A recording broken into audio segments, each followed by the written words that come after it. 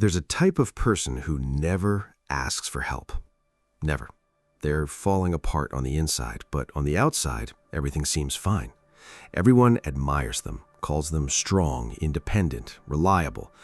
But science has uncovered what's really going on inside, and it's almost the opposite of what it looks like.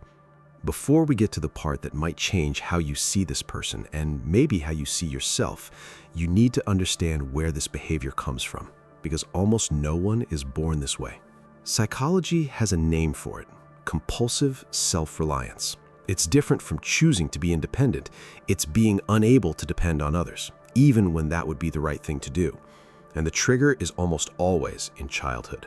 When a child learns that showing need leads to disappointment, abandonment, or ridicule, the brain updates. Needing someone is dangerous, and that update can last for decades. Here's what no one tells you. These people aren't strong. They're experts at hiding vulnerability. That's a huge difference. Real strength includes knowing when to ask for help. What looks like courage is often just fear, well disguised as the need to not need anyone. There's also an internal mechanism at play that is both sophisticated and self-destructive. Let me show you how it works. People who never ask for help usually carry a deeply rooted belief: if I need someone and they fail me, it will prove I can't trust anyone. So it's better not to test it. It sounds logical, but it's a kind of logic that guarantees emotional isolation, even within relationships. The person is surrounded by others, but carries everything alone.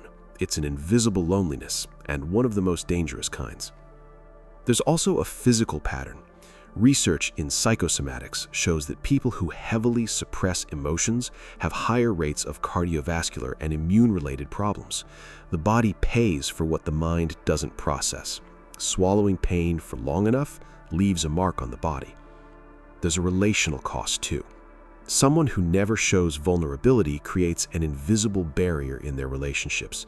The people around them feel unnecessary, replaceable, and often they drift away because of that.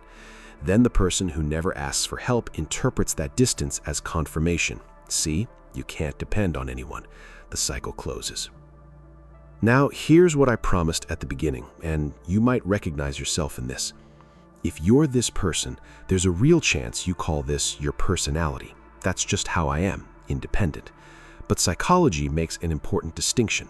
Healthy independence comes from abundance, the certainty that you can ask and be supported, but you choose to do things on your own.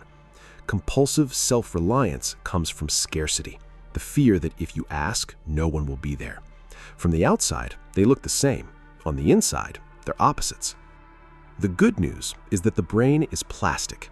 The belief that needing others is weakness was installed at some point, with enough evidence to feel convincing, and it can be uninstalled with new evidence.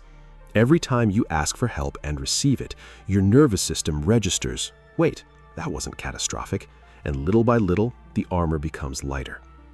Behind almost every person who handles everything alone, there's a child who learned that needing others was too risky. That person isn't cold. They're not arrogant. They just never had enough proof that it was safe to lean on someone. And maybe the question isn't, why doesn't this person ask for help? Maybe it's, what have I done to show them that this time it's safe to try? If you saw yourself or someone else in this, save this video. Send it to someone you think is carrying too much on their own. Sometimes all a person needs is to know that someone noticed. And tell me in the comments, are you the type who asks for help or the type who handles everything alone? I want to read your answer.